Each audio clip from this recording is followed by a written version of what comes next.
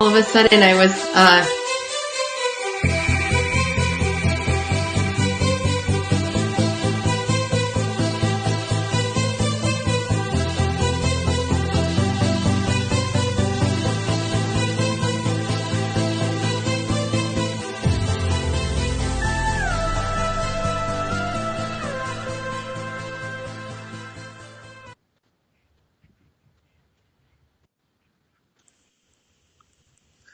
Welcome, welcome, welcome. My name is Jack Branch, located in Covington, Louisiana, and this is the second episode of the Healthy Wealth Show. We've got some great person and some content today I want to share with you. So if you would, as you come in, definitely tell us where you're watching from, and really what your plans are for the holidays. You know, it's that time of the year where people are about to ingest a bunch of turkey, and then they wonder why they're laying on the sofa and kind of going into what I would call DEFCON 3, wondering why the heck they're eating what they're eating. And then they start looking towards the new year and say, oh, I'm going to do that after Christmas, after I engulf myself, after I feel miserable. So today, we're very blessed that I've got a real close friend of mine and certified health coach, Leslie Begin, with us. So Leslie and her husband, Trey, I have known for quite some time, and they are awesome people. So I want to introduce my girl, Leslie Begin here. How are you today, Leslie? Hey, good, Jack. How are you? Doing great. Feeling good. Ready to get into the holidays and spend some time with the family and friends. And how you doing out there, Ken Walls? Good to see you. And so how did you tell us a little bit about you, Leslie, if you would. Well, my husband and I have been married for 15 years. We have 6 daughters, 12 and under. And we are entrepreneurs, we're business owners, and so we're always living that, entrepreneur life, that adventure, the highs and lows that come with that. Yeah. So, you hear a lot of stuff these days when people say, I'm a coach or I'm doing this. So how did you guys, so what is a health coach exactly? Tell us a little bit about what that looks like.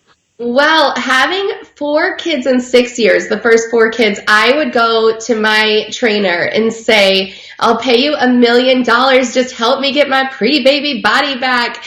And she would give me these intense workouts and I would do them. And she would give me these customized nutrition plans and I would do them. And so honestly, she just connected the dots in a lot of areas, like gave me healthy community, gave me a bunch of healthy habits, gave me the tools I needed to get healthy. And in the process, she was coaching me. She was that encourager, that accountability, helped me set goals and then create the steps to reach them. And Jack, we're both big fans of coaching, but we've gotten business coaching from one of your friends, Dan Zemansky, for years ago, and it changed our businesses, and we've just kind of worked our way. So health coaching became a really natural step for me once I had that change in my life. Yeah. So health coaching, it's that accountability, that encouragement, that support, that person you can call when you feel like you're going to fall off the ledge into a bowl of queso. That person that you can connect with, but will also give you the steps to reach the goals that you've been hoping to reach. Well, that's awesome. I know really my journey has been instrumental with knowing you two. And back in February when I kind of reached what I would call my bottom, where I was just feeling miserable after Mardi Gras and, couldn't hardly tie my shoes. And, I've been watching you guys kind of live your life out loud for the last couple years. And it was transparent. It was open. It was real. And I said, I had to do, make a change. And, the holidays typically, living in South Louisiana, there's a holiday like every day. A holiday or a festival every day, yes. And so what's interesting is, it's usually a time, though, this time of the year when people, either eat too much, they drink too much, or they spend too much. In the financial world, I always find people that I meet in January, and they're like, have this holiday hangover, of they've really, just winged it. So talk to the folks out there, if you will, what it means to really plan, the holidays and versus, just winging it. Yeah, so I usually ask my clients, first of all, where are you now and where do you want to be? So, having a clear look at our current reality is very important. And you know that from financial planning. People have to come to grasp with where they are now. And even if that's 60 pounds overweight or 10 pounds overweight, or I'm at a healthy weight, knowing where you are, and then forecasting, okay, at the end of December, after all the holidays are done, where do I want to be? And then coming up with a plan. So I always tell people, even if you plan on going crazy and gaining weight, plan it out so that it's figured out. Like, this is what I'm going to do. I know what I'm going to do. I'm going all out, and in January I'm going to like kick life's butt. I'm going to do it. But come up with a plan, and usually that plan is one of three things. It's number one, I want to get healthier during the holidays. I want to set myself apart. I want to be a healthier person, fit, energetic, whatever it is, by the end of 2018 than I am now. Number two is I just want to maintain. I want to maintain where I am now. The average American gains between 8 and 14 pounds during the holidays. And so I want to not be the average American. I want to, from this day through the end of the year, I want to stay where I am. And that's an accomplishment in our culture, right? To stay at the same weight, same measurement, same energy level. I plan on enjoying the holidays, every moment of it. And I probably will be the standard American. So I first say, where are you now? Where do you want to be? And then we come up with a plan from there. So do you want me to go into some specifics of how you plan that? That would be great. Yeah, I'd love to get into some specifics. Absolutely. Okay, so the next thing I say is, tell me what events are important to you. A lot of times people will they will say, I know the holidays are coming, so I'm not ready to start a healthy eating plan. And I'll say, tell me the events that are important to you, because really, we're kind of saying now in our culture, the holidays are October 31st when the candy comes into our house or office until January 1st. And that is all a holiday. And if you're in Southeast Louisiana, then you then wait till after Mardi Gras, which is March this year. So you have a very long period of November, December, January, and February if the end of the holidays is Mardi Gras for you. You have something to add to that, Jack? Well, just, yeah. I mean, and it isn't even just Mardi Gras. It's Jazz Fest, and then it's French Quarter Fest. I mean, take your pick. I mean, Crawfish Fest. It's like one thing after another. And, what I love so much about you and really your story is a lot of people have a lot of reasons, or what I'd call really excuses, for not making themselves a priority. And a mother of 6 daughters could definitely make that excuse too. What was it that really was a turning point for you to say, you know what, I got to take care of me and make my health a priority, and just being transparent? We all like to take care of a lot of other people, especially you as a mother, but what really was that catalyst for you to say, enough, time out, I have to take care of Leslie, and if I take care of Leslie, then everything else will overflow from that?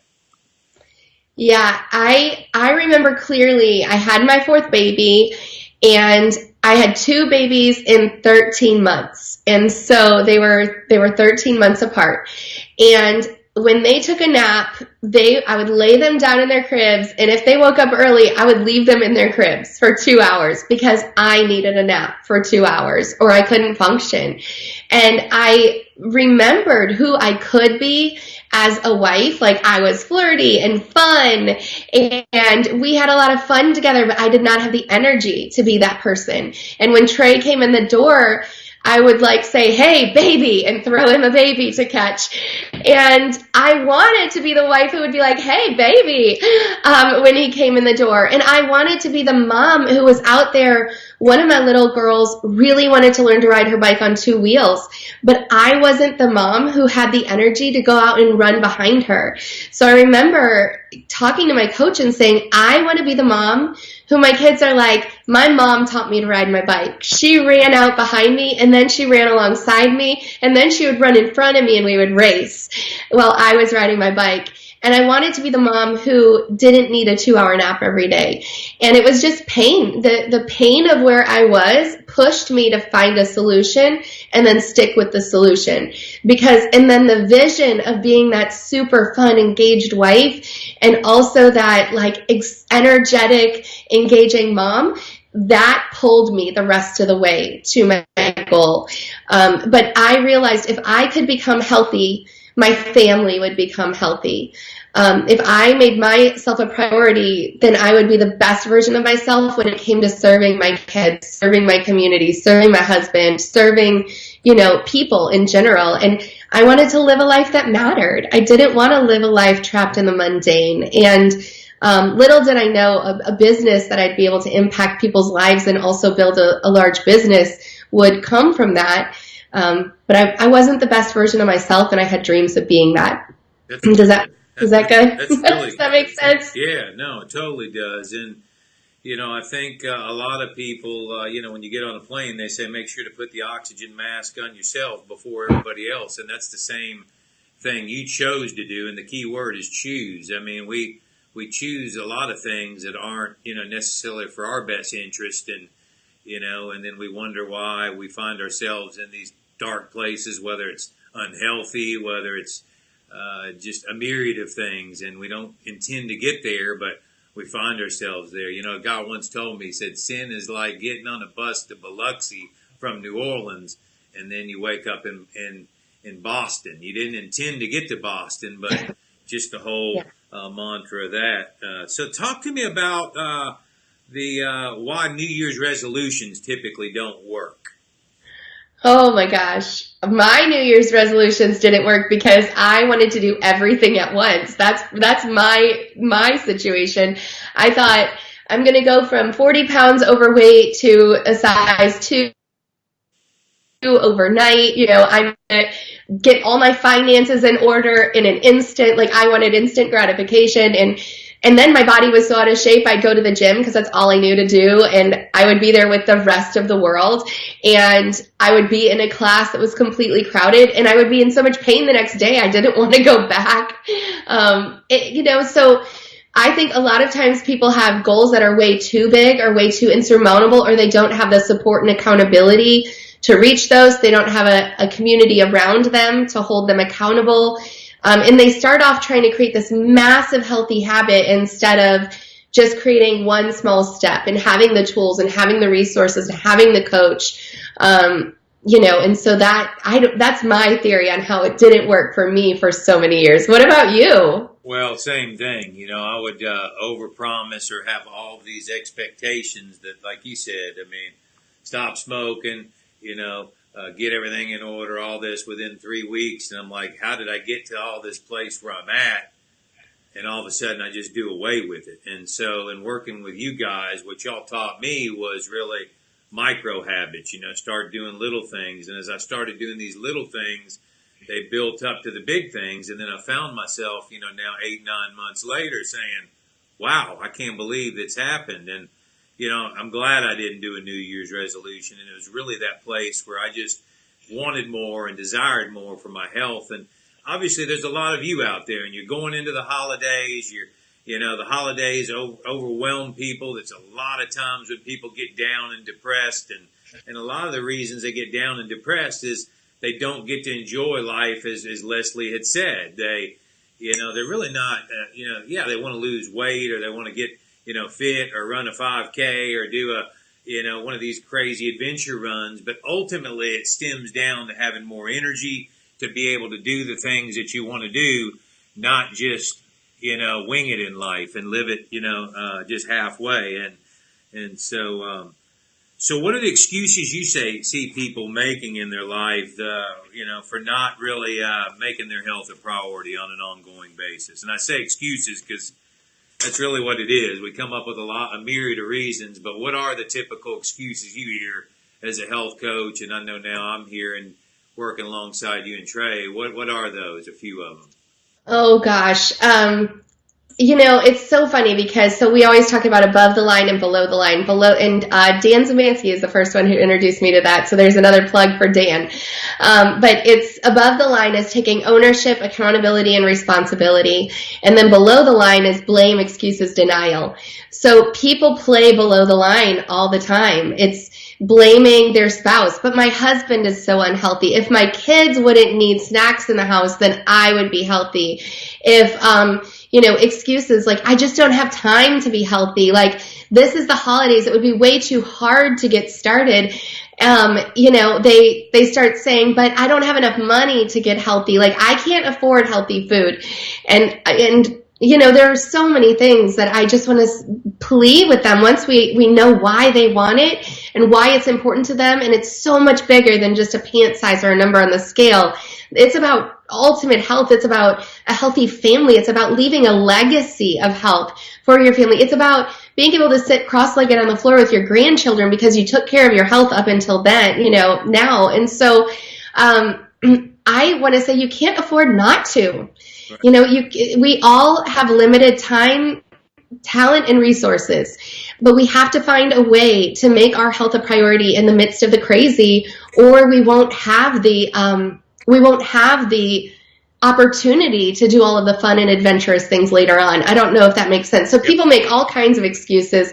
The blame gets me more than anything else because I kind of blamed people. I blamed my husband. I'm like, well, when I got married, I started eating what a man eats and when he eats and the portion he eats. And he did not ever put food in my mouth. I put food in my mouth. And yet it was so much easier to blame than to take ownership of it. But when people are ready, they're ready. Like, they have something inside them that says, nope, not any longer. Like, I'm done counseling myself with double stuffed Oreos. I'm going to take responsibility for my emotional health. I'm done, taking the easy way out. I'm ready to get my financial health in order. I'm done, with whatever, with my, finding comfort or finding stress relief or finding happiness in food.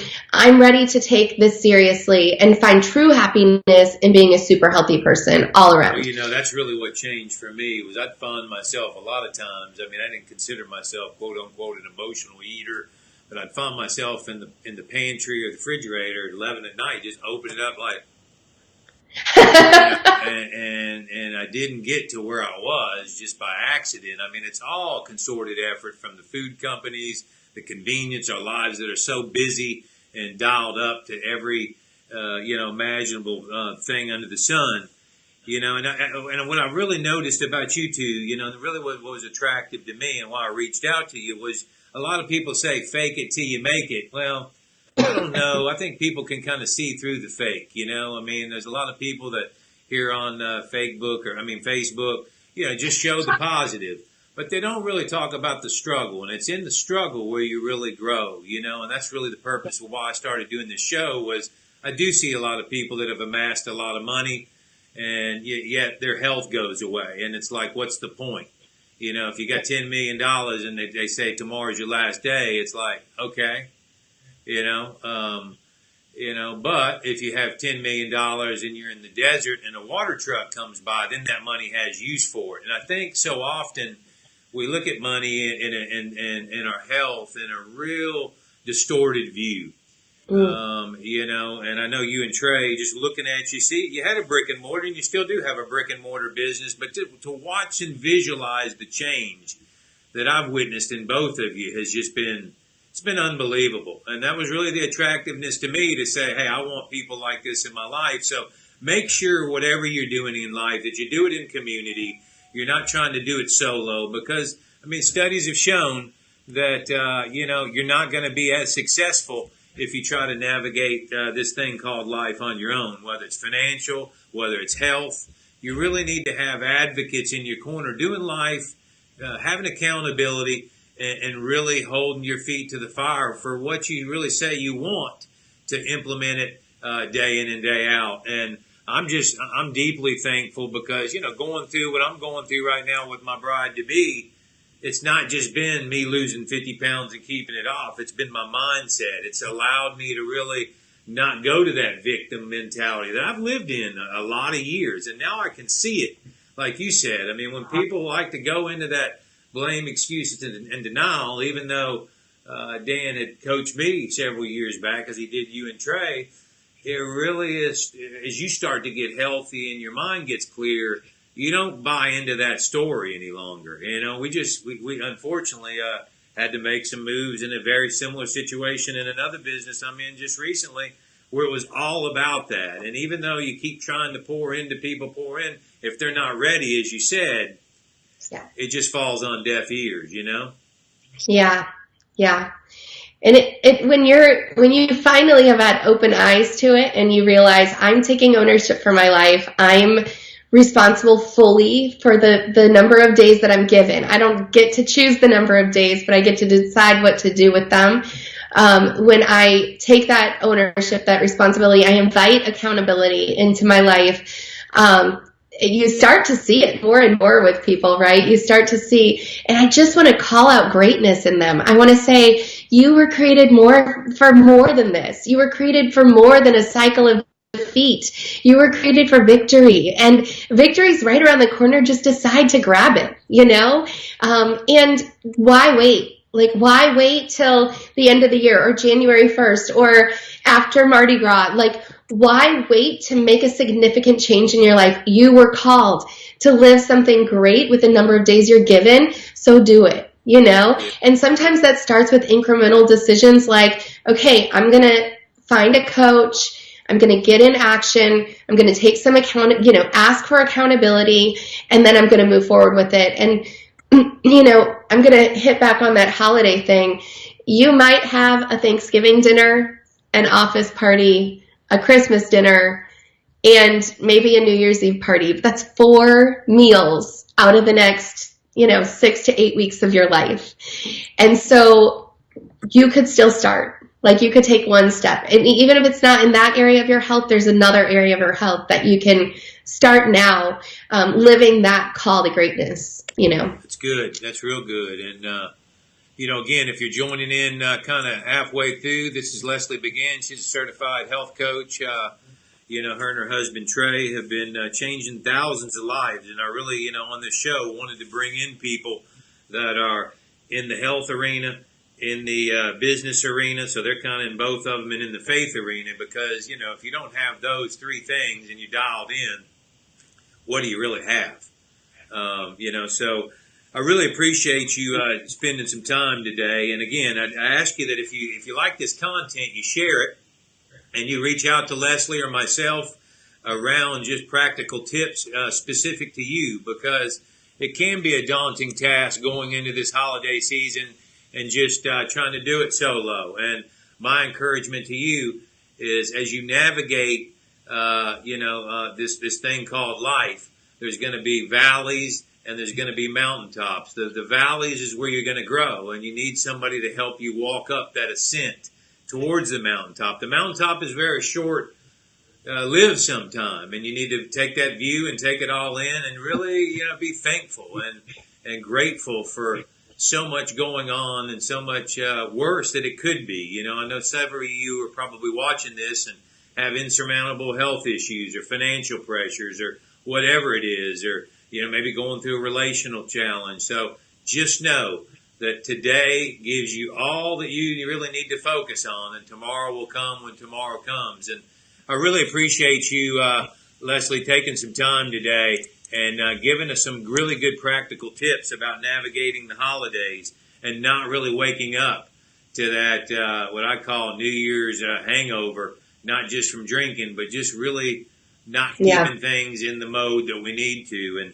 And so thank you for your time. I know you guys are awfully busy. And again, you can reach out to Leslie and Trey or myself, but definitely share this, because there's people out there that are struggling during the holidays. And if you have somebody that gets put on your heart, don't just neglect it. Pick up the phone and call he or she, because I believe the Holy Spirit works in a real specific way that when somebody gets put on your heart, you need to follow that direction. And thank you again for taking time, and really looking forward to spending some time with you guys out in Arizona in a couple weeks to really help sharpen my sword and having them show me some of the tips they've learned over the last few years. So Y'all, Yeah, well, thank you, Jack. Appreciate I it. appreciate you, and you guys have an awesome day. And again, if you want to work your whole life, hey, that's your business. If not, that's my business. And again, y'all have a great holiday season, and do it with intention. Don't just wing it and hope everything works great. See you guys on the next Healthy Wealth Show.